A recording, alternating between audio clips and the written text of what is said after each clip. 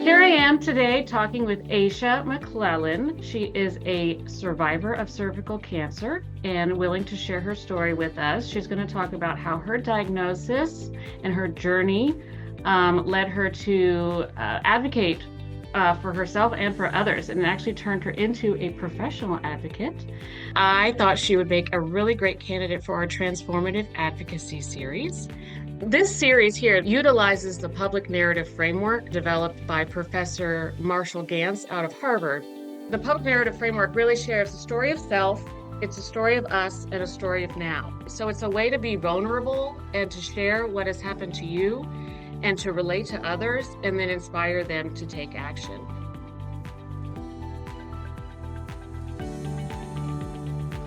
Aisha, I find your journey very inspiring when I read about you and saw your TikTok channel, because I learned that you were told that you only had a certain amount of time to live. And you turned that around and said, no, I'm going to do everything I can to fight. And you certainly did. And now you've changed that and are fighting for others and affecting the lives of others positively. It's my pleasure to speak with you. Thank you, Debbie. It is so incredible to be here. I am grateful to be able to share my story with you and so many others. I'm grateful that I get to share it in any capacity, but I never would have imagined that I get to share it now on an international level. And so I'm grateful to be here today and talk to you. I'd like to show a few of the videos from your TikTok channel that I thought were especially engaging. So here's how my cervical cancer was found.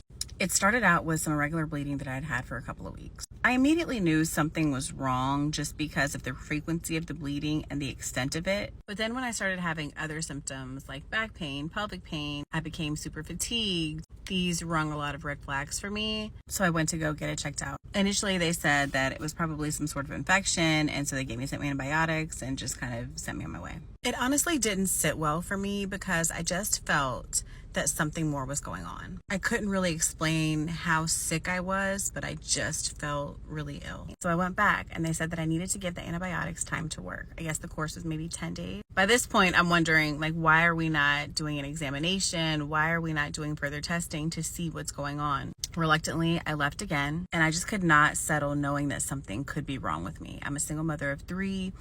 I have very limited resources. I didn't want to be at work and something happened. I didn't know. So I went back for a third time and I said that I really needed a physical exam. When they gave me the physical exam, that's when they saw what they thought was a mass. It took 2 people looking very thoroughly because I had just had a screening about 6 months prior to that and nothing was found. It turns out that nobody really saw what was happening because it was in the back of my cervix.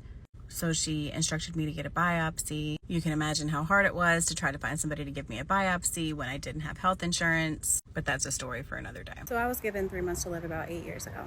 Since my cancer had left my cervix and gone into my lungs and liver, there was essentially nothing else they could do to control it at that point. They said any treatment options would be purely palliative, meaning they would just keep me alive barely, and that I could not be cured. He said that the treatment could extend my life by maybe a few months, but that would be about it, and that my quality of life would be taking a huge turn. I went home and made one call to try to get my affairs in order, and it killed me. Having to call somebody and ask them to take your kids in the event that you pass away is the most gut-wrenching thing I've done in my entire life. And it lit a fire under me like no other. So instead of getting my affairs in order, I started researching. I researched every single gynonc you could ever imagine. I researched clinical trials, alternative therapies, complementary therapies. Then I made it my mission to find at least one person who would survive this. And I found one person, who had had my same cancer, spread to the same organs, and she beat it. And that's all I needed to know, that one person had beat this. Where there's one, there can be 2. The next thing I did was get a second opinion. Most of what the second opinion said was identical to what the first doctor said. But there was one thing that she said that ended up being the major game changer in all of this. And that was that we're gonna try. How did I go from 4B to remission? It was a combination of a few things. One being the treatment. I also tried to eat as very clean and plant-based as I possibly could. My goal was to try to keep my body as healthy as possible so I could withstand the side effects of treatment. And so I could have enough energy to take care of my kids and go to work and do all the things. Most importantly for me was my faith, and my perseverance and a positive mindset and believing that I was going to be here. I think when you start with faith within yourself, you can have faith in other things, and it all works together cohesively to help you survive this. I just made a choice every single day to take the best care of myself that I could, control the things that I could control. If you're currently navigating a diagnosis, what I would suggest is, one, take some time by yourself and mentally get to a place conducive to fighting this illness, because it's going to take everything that you have, and it's going to be hard. You're going to have some really hard days. I'm telling you, it's no joke, things that a positive mind can do for you. I didn't want to say I had cervical cancer. I would just say cancer. I remember feeling like super icky, and I didn't want to talk about it, but I didn't really want to be on my own on this. So I found this woman.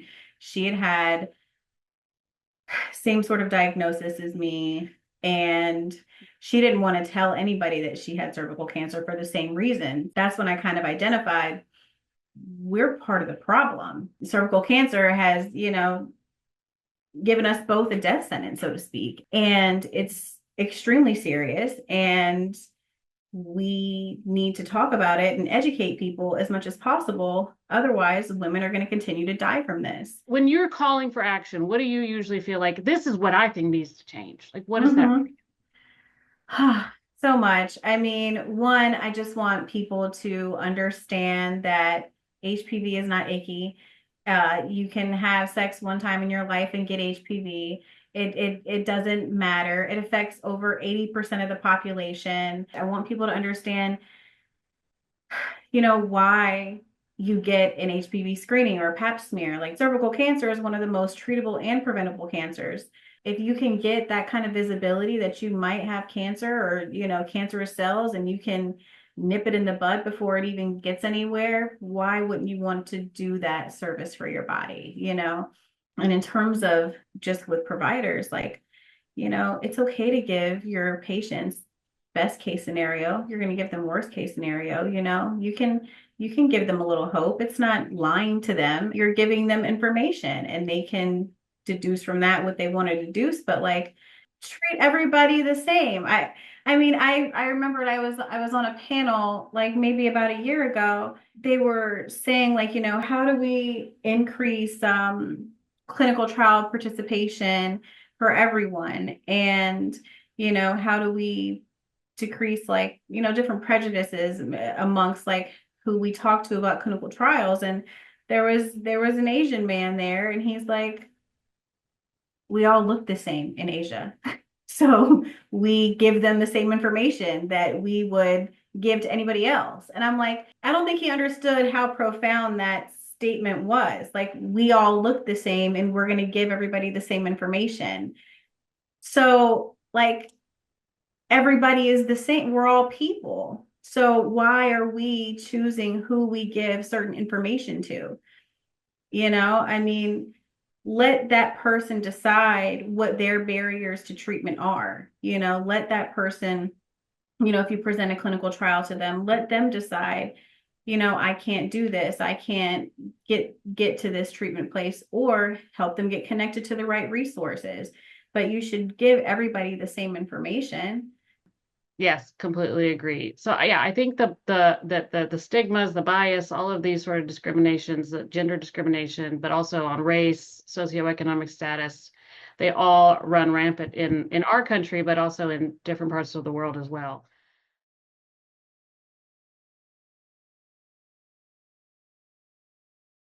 So let's bring this back now to you, Aisha. How do you decide on some of the content that you do? The main mission that I really try to drive home is just getting your mindset and trying to get a good handle on what's happening, especially in a situation where we feel like we have no control. I think trying to gain control of the situation is a great first step. Do you feel like you've been developing yourself as a leader? And like, how does that feel? Yeah. I'm still embracing that. I had to get to a point where I felt comfortable, And it was it was in my own time. Like I had to get over the stigma, and then, then you go through a period of sort of imposter syndrome because I was told that I wouldn't make it, and, I'm here. And then B, I'm getting invited to have seats at tables that I didn't know that I really belonged at, but I was there because I was a cancer survivor. So I didn't see the impact of, who I was and what I had overcome. So I had to get through that. And I needed to come to a place where I wasn't so worried about being triggered by other people reaching out to me and sharing their stories, and, hearing about people's cancer progressing or recurring. I needed to get to a place where I didn't internalize that so much.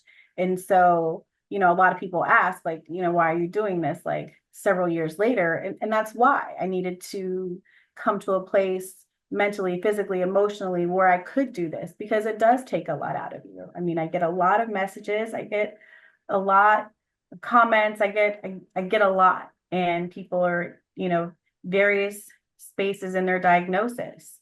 And it's hard to read it sometimes, but I look at it from a different lens now. Like I'm here because I needed to be here for this person.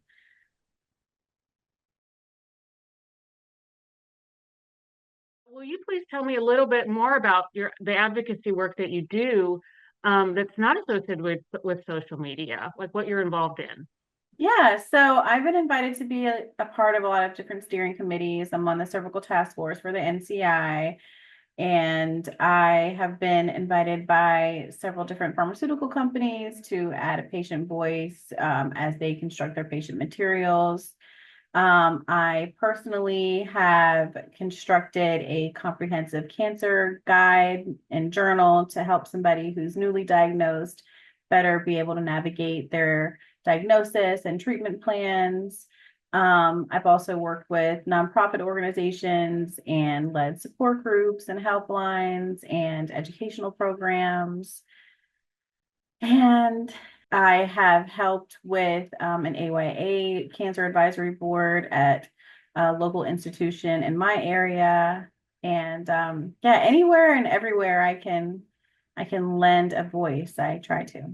If you were to speak to survivors directly, Aisha, which you do all the time, encouraging them to get involved in patient advocacy work, what would you tell them? So I would start locally with your local institution, maybe wherever you receive treatment, and let them know that you're interested in maybe joining a support group. And from there, you can talk with people and share your story and kind of gauge your comfort level with, sharing and receiving that information. And then from there, you'll make connections in these groups, and you can. So that's kind of what happened for me. I started out at my local institution. I learned about a group. I joined that. I realized that I had the capacity for that. So I just kept continuing to build upon that. And then I looked for more cancer specific organizations that I could lend my voice to. And then I kind of took to social media more so and kind of found my own network. Why would you tell them it's important for them to stretch out of their comfort zone and do that and to get involved in patient advocacy efforts? Well, the first and most important thing to me is that our experiences give each other hope. When I was diagnosed, I was desperately trying to find somebody else who had had my same cancer and overcame it.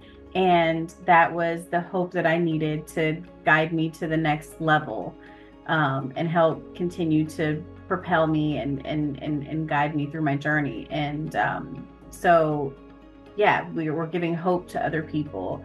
Also, when you think in terms of HPV and cervical cancer, the fact that it's historically been so stigmatized, we have the power to show that we're more than that we're real people living with these diagnoses and how we've overcome them, and people can learn from our experiences and our stories. Our experiences give each other hope. You mentioned you created your own guide. Mhm. So I assume that was born out of all of the work that you've done and the Yeah. experience that you've gotten. Yeah, so when I was diagnosed, I mean, I had very limited resources. I was a single mom of three, and I just, I didn't have anybody to go with me to these appointments. So, everything is coming at you so fast, and it's hard to retain a lot of the information. And then I'm having to piecemeal information from, various websites and having to get resources from various different organizations. So basically, this journal is kind of like a labor of love. It's kind of everything I wish that I would have had when I was diagnosed, and that's kind of like a testament to my advocacy is just being what I needed. So like this is kind of everything wrapped into one. It's you don't know what questions to ask your doctor. I've got that. It's kind of a guide of mind, body, soul. It's got recipes and resources and just appointment notes and just kind of an overview of everything that you might encounter when you're diagnosed. And how could someone get a hold of this resource booklet and journal that you've created if they wanted a copy for themselves or their loved one? Yeah, so right now it's on Etsy at Caring for Wellness. So that's the name of our page on Etsy. And yeah, I'm just selling it there for right now. And in the future, you'll see a caregiver journal. You'll see some other variations of this journal. And I just want to continue to expound on it and, reach other populations. That's awesome. Yeah, I've seen a copy of it. It has a lot of great information in it. And I love the gratitude pages just to write down information or things that you're grateful for that day. Mhm. So I thought it was a really great resource. Thank you. Thank you. I think it's important to try to focus on the good in the midst of all of this. And I've been asked lately why I'm sharing my story now as I'm 7 years in remission. And there are a few reasons why I do this. First and foremost, not a lot of people talk about cervical cancer and the importance of screening and HPV and raising awareness. And so I think it's important for me to be able to be that person. The more we continue to talk about it, we can decrease stigma and raise awareness, and I think that is so important. When I was diagnosed, I desperately wanted to find somebody who had had my same cancer, who had overcome my same cancer, and to see how they were doing. And now I get to be that person for other people. There are people who survive stage 4 diagnosis, and I just want to be a face to that. You don't know that we're out here if we don't talk about it, so that's one of my main objectives. I think it's important to highlight what life is like after cancer, and to also highlight the fact that just because you're in remission or no evidence of disease, it doesn't mean that cancer is just over. It's still very much a part of your life. I don't say that to scare anybody, more so the fact that I think people who haven't been affected by cancer, haven't had their own diagnosis, and know somebody who's been diagnosed with cancer, sometimes they think that, oh, they're in remission now, they're fine, I don't need to check on them anymore or anything along those lines. We still need people. I also want to encourage people to share their stories. I would love to have more representation in the cervical cancer space, the GYN cancer space. There's only like one cancer in particular that gets a lot of shine, and we need to diversify that a little bit.